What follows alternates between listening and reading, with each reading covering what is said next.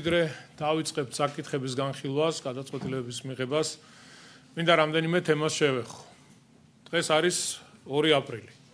აუტიზმის შესახებ ცნობადობის ამაღლების საერთაშორისო დღე. მიმდინარე წელს ამ დღის დევიზია ჩვენი განსხვავებულობა გვაერთიანებს. ამ მიმართულებით ცნობადობის ამაღლება და საზოგადოების მაქსიმალური ინფორმირებულობა მნიშვნელოვანია. ჩვენ არაერთხელ გვისაუბრია და კიდევ ერთხელ განმეორდები, რომ მუნიციპალიტეტი ისევე როგორც სხვა არაერთი მიმართულებით, რა თქმა უნდა, განსაკუთრებულ ყურადღებას უთმობს აღნიშნულ საკითხს და ჩვენ გვაქვს შესაბამისი პროგრამა, როგორც სხვა ბევრი მნიშვნელოვანი პროგრამები, როგორც ჯანდაცვის, ასევე სოციალური მიმართულებით.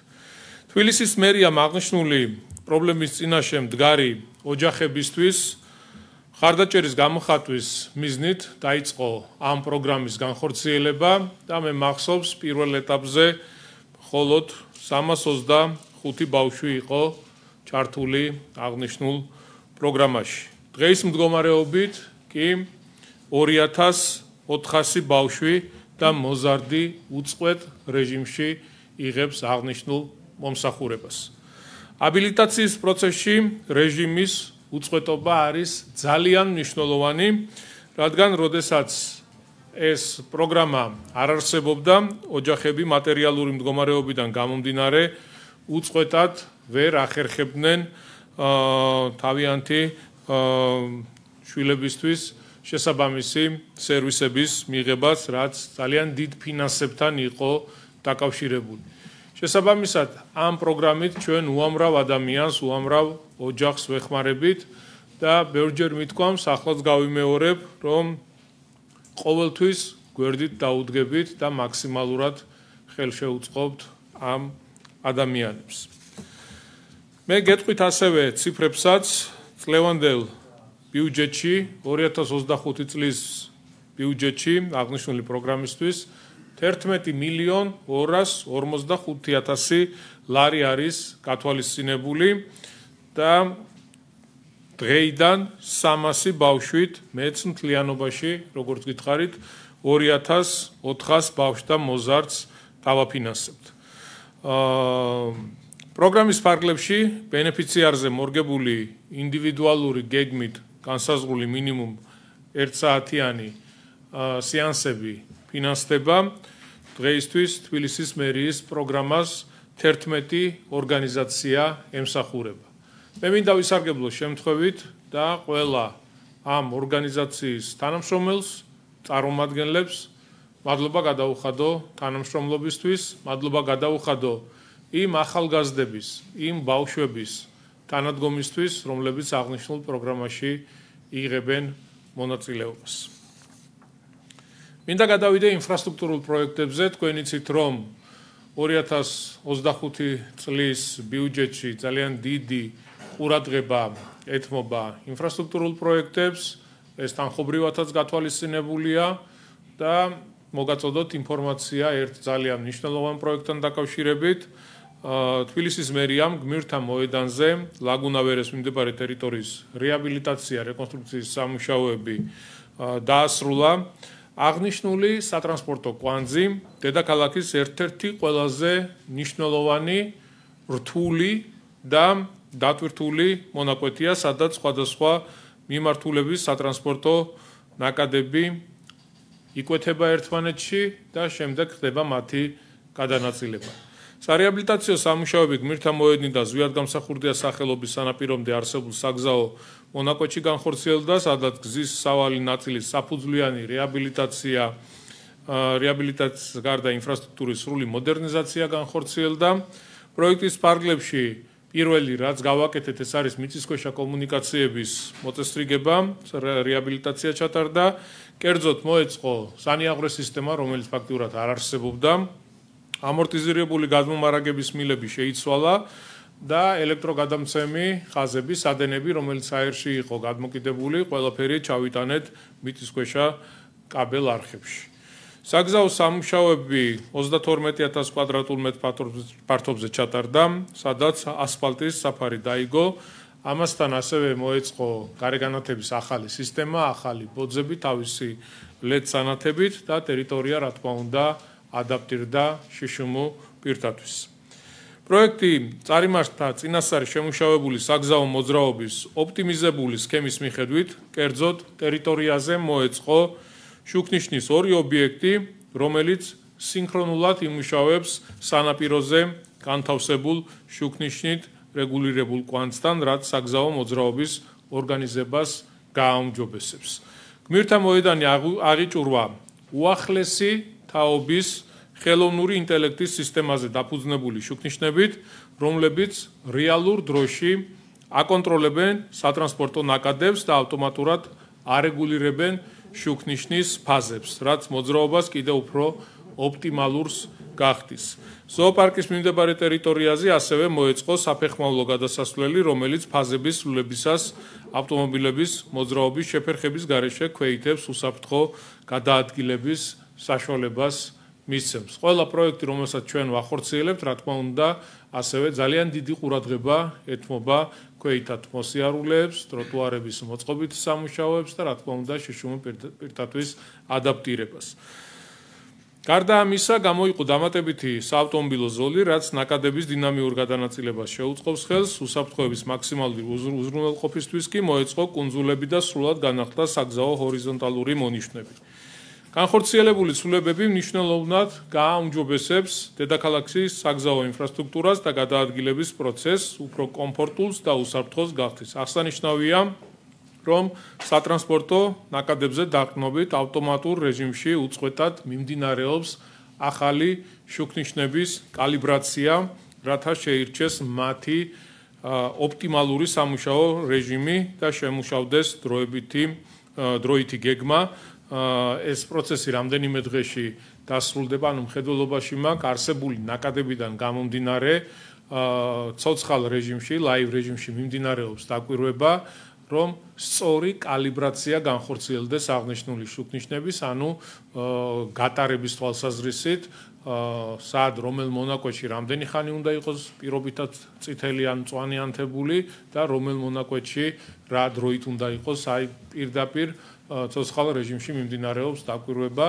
მიმდინარეობს შუქნიშნების კალიბრაცია, რასაც რამდენიმე დღე დაჭირდება, რომ ოპტიმალურად შესაძლებელი გახდეს გამტარ უნარიანობა და ის ქაოსი და უბედურება, რაც ხდებოდა ლაგუნა ვერეს მიმდებარე ტერიტორიაზე, მთლიანად მოხსნილი იყოს. ჩვენ ხვალ შეგვეძლება ადგილზე მივიდეთ, დავათვალიეროთ სამუშაოები თუ რა გაკეთდა და რა სამუშაოები არის შესრულებული. გარდა ამისა, ჩატარდა გამწვანებითი სამუშაოები, დაახლოებით 140 ახალი ხელმცენარე დაირგო და საკმაოდ ლამაზი და კეთილმოწყობილი არის აღნიშნული ტერიტორია. მინდა შევეხო ჩვენთვის ერთ-ერთ პრობლემურ საკითხს. მე ბევრჯერ მithქვამს და კიდევ ერთხელ გავიმეორებ, რომ ჩვენ არასდროს ვერ იდებით პრობლემებზე საუბარს. არასდროს გაურბივართ გამოწვევებს და არასდროს გვიჭირს უთხრათ სიმართლე საზოგადოებას. რა თქმა უნდა, ჩვენ ბევრჯერ საუბრობთ წარმატებულ პროექტებზე, გაკეთებულ საქმეებზე, რაც რა თქმა უნდა 2017 წლიდან მოყოლებული ნათლად ჩანს დედაქალაქში და ვისაც მართლა დანახვა უნდა, ეს ყველაფერი ხელის გულზეა, სახეზეა, მაგრამ არსებობს გამოწვევებიც და არსებობს პრობლემებიც და მინდა ერთ პრობლემურ საკითხზე მოგაწოდოთ ინფორმაცია, თუ რა ეტაპზე ვართ, რა გამოწვევების წინაშე ვდგავართ. მხედველობაში მაქვს მეტროსადგურ ვარკეთილის სარეაბილიტაციო სამუშაოები, სადაც ჯერ კიდევ ბაქანზე 2018 წელს ჩამოიშალა რეაბილიტირებული ჭერი. მიუხედავად იმისა, რომ მუნიციპალიტეტმა სადგურის რეაბილიტაციისთვის აუცილებელი ღონისძიებები დაგეგმა დაუყოვნებლივ, დაიწყო აღნიშნული საკითხი, ჯერ კიდევ მოუგვარებელია და ჯერ კიდევ პრობლემის წინაშე ვდგავართ. პროცესის გაჭიანურების მთავარ მიზეზს წარმოადგენს მიწისქვეშა ტრანსპორტის სფეროში, როგორც ადგილობრივი საპროექტო და სამშენებლო, ისე საექსპერტო კომპანიების არასაკმარისი გამოცდილება და კვალიფიკაცია. აღნიშნულის გათვალისწინებით ადგილობრივი კომპანიები, პროექტანტები ამ პროექტში მონაწილეობაზე ყოველთვის თავს იკავებდნენ და მე ძალიან ბევრჯერ მთავრობის ხდომაზე ღიად დამიფიქსირებია აღნიშნული. იყო შემთხვევები, გამოგვიცხადებია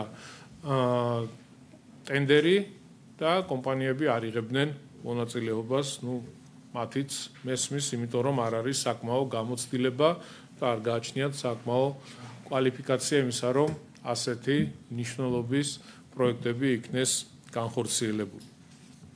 მინდა საზოგადოებას შევახსენო, რომ პირველად შერჩეულმა სამშენებლო კომპანია შეპესე მამისონმა ვერ შეასრულა დაკისრებული ვალდებულება, რის გამოც მასთან მოხდა ხელშეკრულების შეწყვეტა. არაერთი მცდელობის შემდეგ საქართველოს მთავრობის განკარგულების საფუძველზე 2021 წელს შეირჩა საპროექტო ორგანიზაცია შეპესე TDS, რომელმაც დასრულებული ექსპერტიზა გავლილი პროექტი წარმოადგინა 2022 წლის იანვარში. პროექტის მცდელობისას გამოიკვეთა მთელი რიგი შემაფერხებელი გარემოებები, რომელმაც 2012 წლიდან დღემდე მნიშვნელოვნად გააჭინაურა პროექტის დასრულებას. სხვათა შორის, იგივე პრობლემების წინაშე აღმოჩნდით, როდესაც მეტროსადგურის ავლაბრის სარეაბილიტაციო სამუშაოები დავიწყეთ. იქაც ყველაფერი ძალიან მარტივად ეგონათ, როგორც სამშენებლო კომპანიებს, ასევე ექსპერტებს, თუმცა, როდესაც მოხდა დემონტაჟი, გამოიკვეთა ძალიან დიდი პრობლემები და ამანაც გამოიწვია გარკვეული დროის განმავლობაში პროექტის გახანგრძლივება. დღეს კი სამუშაოები დასრულებულია და მართლაც ძალიან ლამაზი პროექტი გამოვიდა, მაგრამ შეფერხებები და პრობლემები, რა თქმა უნდა, მეტროსადგური ავლაბრის სამუშაოების დროსაც იყო. რაც შეეხება ისევ ვარკეთილის მეტროსადგურს, პროექტის ძირითად სამუშაოებს წარმოადგენს მგზავრთა მოსაცდელი დარბაზის ჭერის და კედლების, ასევე საესკალატორო დახრილ გვირაბში ასბესტ-ცემენტის ფილების დემონტაჟი და მათ ნაცვლად თანამედროვე უსაფრთხო მასალებით ჭერის მოწყობა. ძველი ჭერის დემონტაჟის შედეგად გამოიკვეთა უშუალოდ რკინა-ბეტონის თაღის, ეს ძალიან დიდი პრობლემა იყო, თაღის, მათ შორის გეომეტრიული პარამეტრების კვლევის აუცილებლობა და სხვა კვლევებთან ერთად ორჯერ ჩატარდა ზედაპირის სრული სკანირება. ასევე განახლებული პროექტის ექსპერტიზის ეტაპზე ლევან სამხარაულის სახელობის ექსპერტიზის ეროვნულმა ბიურომ მოითხოვა რკინა-ბეტონის კონსტრუქციების სიღრმისეული შესწავლა, რაც ადგილობრივი საექსპერტო ორგანიზაციების რესურსებით აღმოჩნდა ძალიან რთული, ფაქტიურად შეუძლებელი. ამიტომ ჩვენ მოგვიწია გარე უცხოელების ექსპერტების ჩართულობა, ვისაც ამ ასეთი ტიპის მეტროსადგურებზე უმუშავია, თქვენ იცით, რომ საბჭოთა პერიოდში აშენებული არის თბილისის მეტრო და ყოფილი საბჭოთა კავშირის ქვეყნებში მაშინ აშენდა მეტროსადგურები. ამიტომ მეტროსადგურ ვარკეთილის სარეაბილიტაციო სამუშაოების მოკლევადაში დასასრულებლად გავაფორმეთ ხელშეკრულება ბელორუსიულ კომპანიასთან პრობილდ ექსპერტი და მიმდინარეობს რკინა-ბეტონის კონსტრუქციების სრული კვლევა, ასევე აღდგენის პროექტის მომზადება. პროექტის ფარგლებში სამშენებლო კომპანია ბადა კონსტრაქშენმა უკვე განახორციელა ძველი ჭერის სრული დემონტაჟი, ბაქნის ქვეშ შიდა სამეურნეო სივრცეების სადემონტაჟო და სარემონტო სამუშაოები, შეკვეთილია ახალი ჭერის კონსტრუქციის მოსაწყობად საჭირო ყველა მასალა. მე რატო ვყვები ამ ყველაფერს, მინდა რომ საზოგადოებას გქონდეს სრული ინფორმაცია და არ მინდა ვინმე მიფიქროს, რომ ჩვენ გაურბივართ პრობლემებს. პირიქით, პირველი მე ვიღებ პასუხისმგებლობას და რა თქმა უნდა, ჩვენ ყველა ვიღებთ პასუხისმგებლობას ამ პრობლემასთან დაკავშირებით, რომ ამდენი ხნის განმავლობაში ვერ მოვახერხეთ ერთი მეტროსადგურის რეაბილიტაცია და განახლება. თუმცა კიდევ ერთხელ აღნიშნავ და აღწერ იმ პრობლემებს და გამოწვევებს, რაც არსებობს ზოგადად ამ მიმართულებით. შესაბამისად, ყველაფერ ამის გათვალისწინებით სამუშაოები შემოდგომაზე სექტემბერში მთლიანად უკვე დასრულებული იქნება და აღნიშნული მეტროსადგური იქნება მოწესრიგებული. ეს იყო მეგობრებო, რის თქმაც მინდოდა. შეგვიძლია გადავიდეთ უკვე საკითხების განხილვაზე და გადაწყვეტილებების მიღებაზე. მადლობა. მოგესალმებით. მინდა გაგაცნოთ მნიშვნელოვანი საკადრო ცვლილებები, რომლებიც საქართველოს მთავრობის სისტემაში განხორციელდება. პირველ რიგში დამოუკიდებელ სამინისტრო ჩამოყალიბდება საქართველოს რეგიონული განვითარების სამინისტრო. როგორც მოგეხსენებათ, ეკონომიკის ზრდასთან ერთად მნიშვნელოვნად გაიზარდა ადგილობრივი ხელისუფლების ბიუჯეტები, რომელთა ჯამად ფილის გარეშე 4 მილიარდი შეადგინა. ეს ერთი მხრივ ზრდის ადგილობრივი ხელისუფლების შეასრულებას, განახორციელონ საზოგადოებისთვის მნიშვნელოვანი პროექტები, ხოლო მეორე მხრივ ზრდის გამოწვევებსაც, რომლებიც შესაბამისი ამოცანების შესრულებასთან არის დაკავშირებული. ამდენად რეგიონული განვითარების ეფექტიან დაგეგმვას და მონიტორინგს ქვეყნის თანაბარი სოციალურ-ეკონომიკური განვითარებისთვის განსაკუთრებული მნიშვნელობა ენიჭება. ახალი სამინისტროს ერთ-ერთი უმნიშვნელოვანესი მისია რეგიონულ განვითარებასთან დაკავშირებული ღონისძიებების მაქსიმალური ეფექტიანობის უზრუნველყოფა იქნება. საქართველოს მთავრობამ უკვე შეიმუშავა და საქართველოს პარლამენტში წარადგინა შესაბამისი კანონპროექტი, რომელსაც საპარლამენტო უმრავლესობასთან გავლილი კონსულტაციების შესაბამისად საქართველოს პარლამენტი 15-18 აპრილს განიხილავს სასესიო კვირაში. საქართველოს რეგიონული განვითარების მინისტრის თანამდებობას დაიკავებს ბატონი გრიგოლ ლილუაშვილი, რომელიც როგორც მოგეხსენებათ, ოქტომბერში ისედაც ტოვებს თანამდებობას, ეძღვრება უფლებამოსილების ვადა. კანონის თანახმად მას აღარ ჰქონდა აღნიშნული თანამდებობის დაკავების უფლება. ბატონმა გრიგოლ ლილუაშვილმა დატოვა სახელმწიფო უსაფრთხოების სამსახურის უფროსის თანამდებობა და კანონის მიღებისთანავე ის დაიკავებს საქართველოს რეგიონული განვითარების მინისტრის თანამდებობას. მოგეხსენებათ, რომ გრიგოლ ლილუაშვილი საქართველოს პარლამენტში წლების მანძილზე იკავებდა რეგიონული პოლიტიკისა და თვითმმართველობის კომიტეტის თავმჯდომარის თანამდებობას, ზოგადად მას აქვს რეგიონებთან მუშაობის გამორჩეული გამოცდილება, შესაბამისად მისი მინისტრობა უზრუნველყოფს საქართველოს მთავრობის ეფექტიან საქმიანობას რეგიონული განვითარების ამოცანების შესრულებისას. მე მინდა მადლობა გადავუხადო გრიგოლ ლილუაშვილს სახელმწიფო უსაფრთხოების სამსახურის უფროსის თანამდებობაზე უაღრესად წარმატებული საქმიანობისთვის. ურთულეს გამოწვევების ფონზე მან უმნიშვნელოვანესი წვლილი შეიტანა გასული 6 წლის განმავლობაში საქართველოს ეროვნული უსაფრთხოების უზრუნველყოფასა და შემდგომ განმტკიცებაში. დავაზუსტებ, რომ საქართველოს ინფრასტრუქტურის მინისტრის თანამდებობაზე მუშაობას განაგრძობს ბატონი ირაკლი ქარსევაძე. საქართველოს სახელმწიფო უსაფრთხოების სამსახურის უფროსის თანამდებობაზე საქართველოს პარლამენტს წარუდგენთ ბატონი ანდრე ოხანაშვილის კანდიდატურას.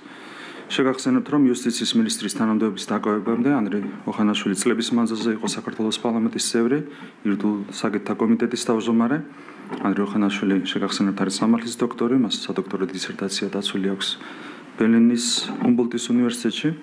საქართველოს პარლამენტის თავმჯდომარესთან და საპარლამენტო უმრავლესობასთან გავლილი კონსულტაციების თანახმად საქართველოს პარლამენტში ანდრე ოხანაშვილის დამტკიცებას ზეგ მიმდინარე კვირის პარასკევს ეღრება გენჭი. საქართველოს იუსტიციის მინისტრის თანამდებობას დაიკავებს ბატონი პაატა სალია. განსაკუთრებული წარდგენა არც პაატა სალიას სჭირდება, ის გახლავთ, როგორც მოგეხსენებათ, მოქმედი პარლამენტის წევრი, ეს არის ერთ-ერთი ყველაზე წარმატებული ადვოკატი, ყველაზე წარმატებული იურისტი საქართველოში. მას აქვს იურიდიული განათლება მიღებული საქართველოში, ამერიკის შეერთებულ შტატებში. მე მინდა წარმატება უსურვო მას, მე მინდა წარმატება უსურვო გრიგოლ ლილუაშვილს, ანდრე ოხანაშვილს, პაატა სალიას ახალ თანამდებობებს. დიდი მადლობა.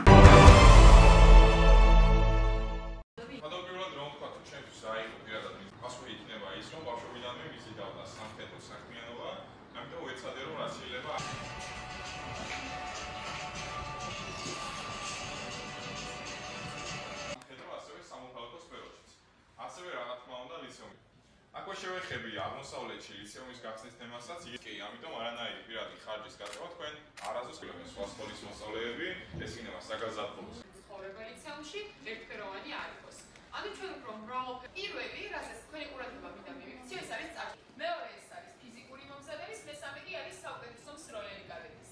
როგორც უკვე გახსენეთ, ძალიან მომეწონა პრეზენტაცია, ბევრი რამ ახალი გავიგე კათედრებზე და სამხედრო ლიცეუმზე, შეიძლება ვიფიქრო ჩაბარებაზე. ძალიან საინტერესო ინფორმაცია გაგვაცნეს. ბევრი ისეთი რაიმე გავიგეთ, რაც ჯერჯერობით არ ვიცოდით ამ სამხედრო ლიცეუმთან დაკავშირებით. ჩემი აზრით, ხალხს, ბავშვებს, რომლებსაც უნდათ ამ მიმართულებით წასვლა, ძალიან კარგი შესაძლებლობა ეძლევათ. კადეტებმა ძალიან კარგად წარმოადგენს და სრულყოფილად ეს პრეზენტაცია.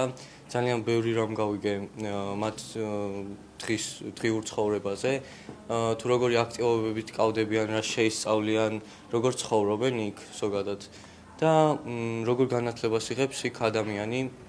ჩემი აზრით ძალიან საინტერესო პრეზენტაცია იყო.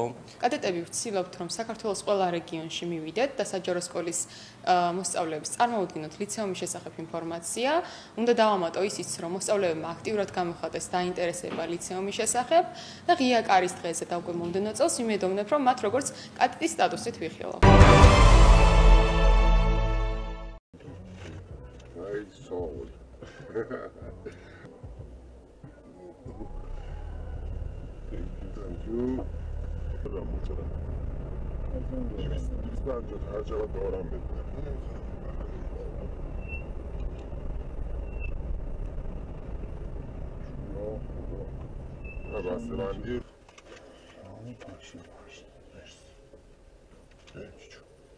Bu biraz ezikmiş.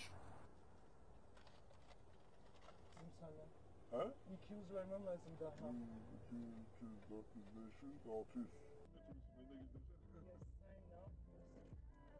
3 tane lika koydum sana.